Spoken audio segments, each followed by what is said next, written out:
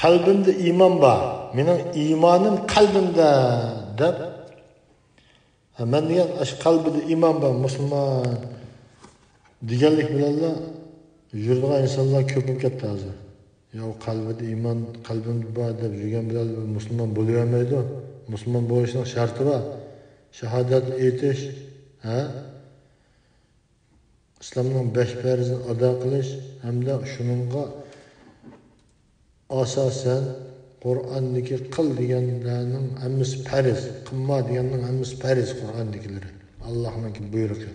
Bu farzlarni ado qilish payg'ambar sollallohu alayhi vasallamning ko'rsatgan ko'rsatmalari, sunnatlariga amal qilish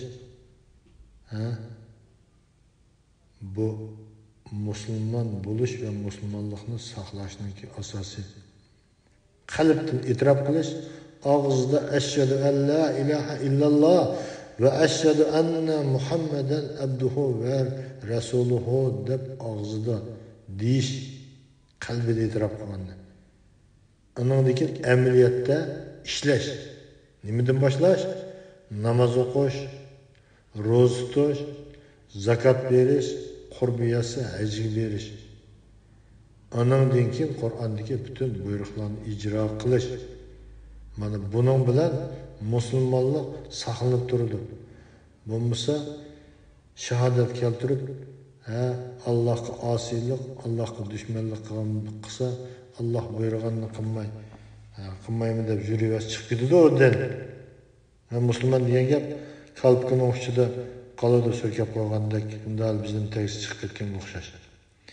Amaliyotda Allohning qil deganini qilib, qilma deganini qilmay, Allohga aqidani to'g'rilamasak, qardoshlar, iymonim bor deb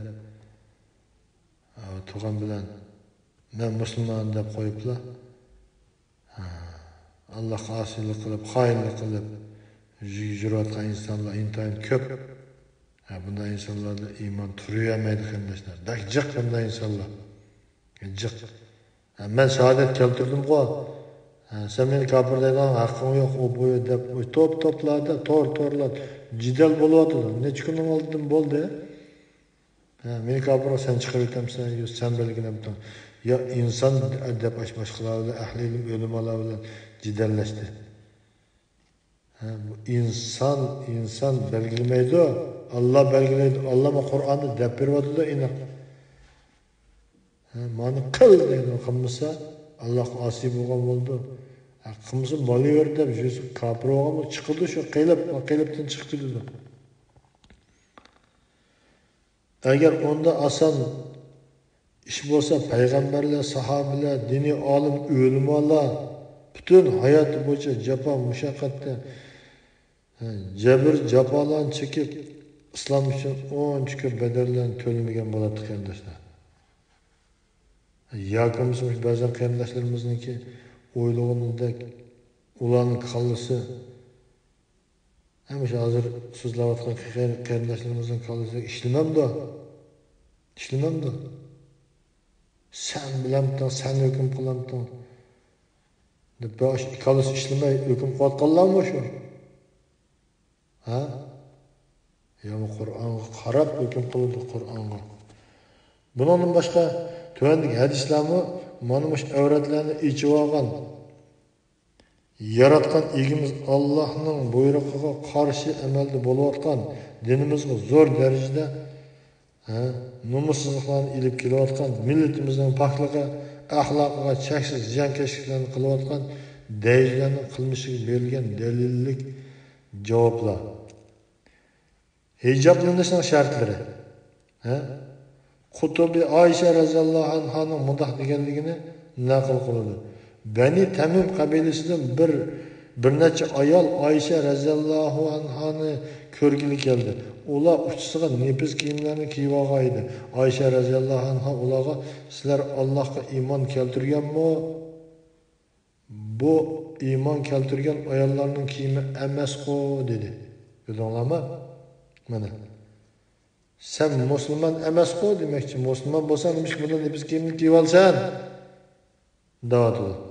Dalil. Qurtubi yana Oysha radhiyallohu anhaning mundoq deganligini bayon qiladi. Bir ayol nepiz ve kichik ro'mol bilan Ayşe radhiyallohu anhaning yoniga kirgan edi. Ayşe radhiyallohu anha uningga bu kiyim Nur surasidagi iymon keltirgan ayolning kiyimi emas dedi. Nur surasini o'qib o'tdik. Nur surasidagi iymon keltirgan ayolning kiyimi emas dedi. İman keltirgan ayolning kiyimi emas dedi. Musulmonning kiyimi emasmi kiyvog'ining dedi. Jilbobning kangri va qilin bo'lishining dalillari sifatida tuvandagi yana bir hadisni sizlarga so'zlab beramiz. Osama ibn Zayd mundaq deydi. Rasulullohga Misrdan Dahiya al-Kalbi bir yepincha so'qigan edi. Rasululloh uni menga berdi. Men uni ayolimga berdim. Rasululloh mendan "Hiliq yepinchini kiyimdingmi?" deb so'radi. Men ayolimga bergan edim dedim. Rasululloh ayolimga aytgan, uning ichiga qilin bir chapon kiyib olsin. Men uning bedellarini ifodalab qo'yamikin deb qo'rqaman dedi. İmam Ahmad, Bayhaqi ve İmam Hakimler rivayet qilgan hadis. Payg'ambar sallallohu alayhi ve sellem so'q qilingan yepinchini ayol kiyganda, ashabining ayoli kiyganda Zaydning uningki badallarining shakli chiqib qolmasin yoki ichi ko'rinib qolmasin deb ansirayman dedilar. Yuqorqilarni ko'rilishga bo'ladiki, nepiz bo'lgan yoki badanga yepishib turgan, badanning shaklini ifodalab qo'yadigan har qanday kiyim Alloh talab qilgan jilbob bo'lish shartiga to'shmaydi. Qo'shib qo'yish kerakki, yetarli kangri bo'lgan, lekin nur o'tkazadigan rahlardan tikilgan kiyimlarmi jilbob bo'lish shartiga to'shmaydi.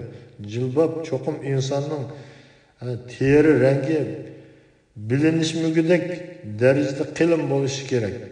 Rangi tutuq bo'lishi, kishini jalb qiladigan bo'lmasligi kerak. Hijob ayolning go'zalligini ijtimoiy turmushdan, yotlarning nazaridan saqlaydigan, yoshirin tutilgan narsaki, hargizmi ayollarning go'zalligini oshiradigan, yotlarning diqqatini jalb qiladigan narsa emas. Shuning uchun hijob uch rangli bo'lmasligi, yot jinslarni qiziqtiradigan, diqqatni tortadigan fasonlari bo'lmasligi kerak. Bu yerda hozir hijob niqob kiyganlar umumyuzlik qorini kiyyotadi, qorini. Qora surlik ko'rinadi. Din dushmanlari ziyonkashlik qilishni saqlaydi deb kiydigan rang. Buningga butun dunyoning ko'zi tikilib qoldi. Shuningga Uyg'urlarni buni tillaydi. Bu tillaydigan masala emas qarindoshlar. Tamam, bütün dünyanın ko'zi tikilib qoldi, bütün dunyoni jalb qildi degan gap. Anda olsa, mashadiki jalb qilmasligi kerak deganga silib, o qora rangdagini qo'yib qo'yish kerak. Qo'yib qo'yib boshqa sus rangdagi, boshqa sus rangdagi har xil rang degan jiq bu dunyoda sus rangdagilarni kiysa bo'ladi. O'qigandoshlarimiz bor, necha vaqt deb keldik. Ama qilmayotdi, endi u qilmasa o'zining ishi. Qilmasa mashadiki boshqalarni, yotlarning diqqatini jalb qiladigan deganga tushib qoladi. Amin avratlarini ko'maydi degan bilan o'zini butunlay ko'radi, qaraydi, tillaydi, islomni tillaydi. Bu mu bir islomga bo'lgan ziyonkashlikka sababchi bo'lgan bo'ladi. Bunda qora rangdagi hijoblarni, niqoblarni kiyib olgan qarindoshlarimiz bir mezgil bütün dunyoning nazaridan qora rangninki qalbida dushmanlik kirlari yo'qligicha mana qo'yib turib uylarga boshqa karishinoy, kulram, boshqa tutuq sidam rangdagi kiyimlarni, hijoblarni, niqoblarni kiysa bo'ladi. Uch rangda bo'lmasa tutuq rangdagi rangjiq bu dunyoda shularni kiysa bo'ladi. Bunimi alohida diqqat qilmasa bo'lmaydigan ish. Chunki boshqalarni jalb qilishning o'zi yaxshi ish bo'lmagandan keyin, bu butun dunyoni jalb qilayotgandan keyin buni butun dunyoning nazaridan saqit bo'lguncha buni kiymay to'xtatish kerak. Buning dalili tuvandagi oyatda. İlgirki jahiliyat davridagi ayollarning yasinib chiqqandek yasinib chiqmoqlar. Jahiliyat davridagi ayollar har xil rangli narsalarni kiyib o'choq, yerim yotib o'choq, har xil gullik narsalarni kiyib, shundoq chiqqaniga o'xshash. Sizlar yasinib chiqmanglar, shu sirandiki Allah buyurgan posonda kiyib chiqinglar demakchi. Sura Ahzobning 33-oyati. Oyat bu. Abu Davud, Abu Hurayra radhiyallohu anhu rivoyat qilib payg'ambar alayhisalomning mundaq deganligini bayon qildi. Allohning dedaklarini Allohning uylaridan to'smanglar. Lekin ular yasinib chiqmasin. Allohning dedaklarini, ya'ni ayollarni masjidlardan to'smanglar deydi. Masjidlardan to'smanglar, Allohning uylaridan to'smanglar degan, masjidlardan to'smanglar, masjidlarga jamilar kelsin. Ammo ular yasinib chiqmasin deydi. Yasinib chiqmasin deydi, aniq. İmam Zahabi o'ziniki Cho'ng gunohlar degan kitobida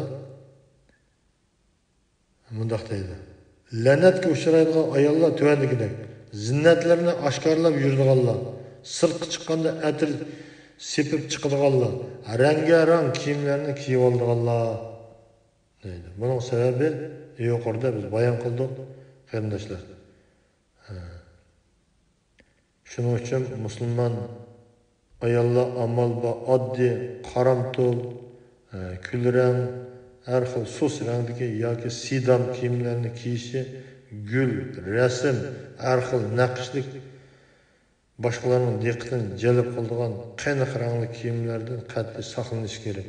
Chunki Alloh va Allohning payg'ambari bu yerda bu narsalarni cheklayotdi. Mana shunga o'xshash avratlarni ichib olgan, xotin qizlarning yomon ishlariga ko'z yumgan, shunday ichib olgan ishlar ko'z yumgan. Hamda bu dayizlik deganning yana birisi ikki kishining orasini buzishga harakat qiladigan insonlardan bo'lib qolishga saqlanadi. Alloh taolo sura Nurning 3-oyatida zina qiluvchi faqat zina qiluvchi ayolni yoki mushrik ayolni oladi. Zina qiluvchi ayol faqat zina qiluvchi erga yoki mushrikga tegadi. O ya'ni zina mo'minlarga harom qilindi deydi. Harom qilindi deydi. Bu yerda zina shunday avratlarni ichib olib, zinoga sabab bo'lib, zino yo'liga menib ketsa, uningga faqat o'ziga o'xshashlar odam yoki bo'lmasa kafir loyiq demakchi. Abdullah ibn Umar radhiyallohu anhudan rivoyat qilinadiki, payg'ambar sallallohu alayhi vasallam bunday degan: 3 kishi jannatga kirmaydi. Biri ota-onasini qo'shaqchi, ikkinchisi dayus. Yuqorida biz so'zlaganda, uchinchisi erkak zadak ayol. Erlarga o'xshagan ayollar deydi. Payg'ambar sallallohu alayhi vasallam yana bunday deydi: 3 kishiga jannat harom qilindi. Biri aroqkash, ikkinchisi ota-onasini qo'shaqchi, uchinchisi dayus, ya'ni xotin qizlarning hayosizligiga ko'z yumg'uchi deydi. Imom Ahmad, Nasoiy va Imom Hokim rivoyat qilgan. Alloh taolodan barliq qarindoshlarga hidoyat tilaymiz, barliq qarindoshlarga mag'firat tilaymiz, barliq qarindoshlarni dayuslik yo'lidan Alloh taoloning saqlashini hamda barliq qarindoshlarning o'zlarining dayuslik yo'lidan neri turishga harakat qilishini Allohdan tilaymiz. Darslarimizni Alloh taolo hamma qarindoshlarimizga manfaatli qilsin. Qarindoshlar bu dars intayin muhim, qayta anglab turmushimizga tatbiqlaydi.